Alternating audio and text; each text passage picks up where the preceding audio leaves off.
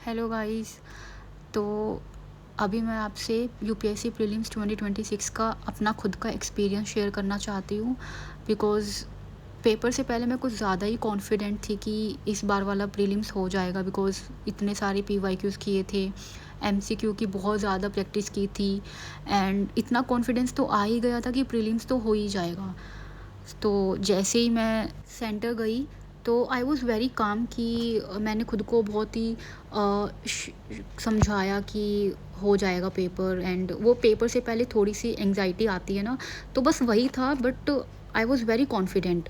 But जैसे ही मैंने centre जो फॉर्मेलिटीज़ होती है, जो चेकिंग वेकिंग थी, उसके बाद अपने क्लासरूम में गई, तो जैसे ही पेपर डिस्ट्रीब्यूट किया इन्विजिलेटर ने, तो मेरा सेट था ए। एंड जैसे ही मैंने पेपर खोला तो ए सेट के अंदर सबसे पहला जो सब्जेक्ट मिला दैट वाज हिस्ट्री।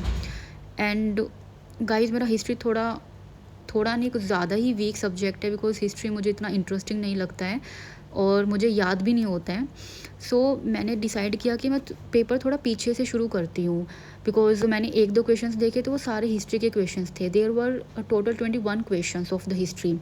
सो मैंने पीछे से शुरू किया तो भाई साहब, क्वेश्चन बहुत ही अजीब थे। आई वॉज़ वेरी डिसहार्टन्ड कि ये क्या आ गया पेपर में। मैंने पहले क्वेश्चन किया, दूसरा किया, मेरे से क्वेश्चन ही नहीं बन रहा था। एंड मैं वहाँ पे पैनिक कर गई थी।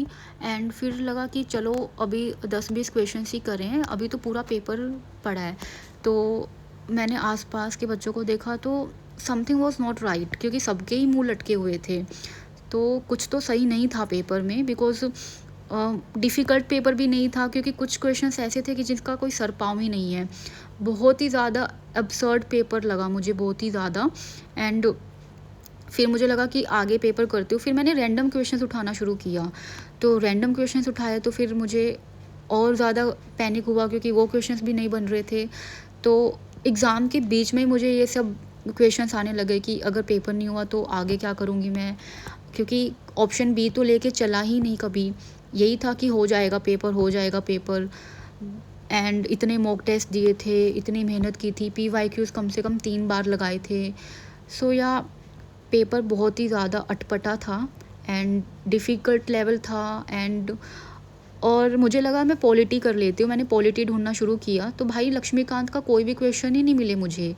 मैं पॉलिटी ढूंढ रही हूँ, मैं इंडियन जियो ढूंढ रही हूँ, उसका क्वेश्चन नहीं मिल रहा मुझे, एक आध क्वेश्चन मिला। एंड पॉलिटी के जो 2 मिक्सचर एक्स मिक्सचर वाई करके जो क्वेश्चंस आए थे, भाई साहब उनके तो ऑप्शन ही बहुत ज़्यादा कंफ्यूजिंग थे।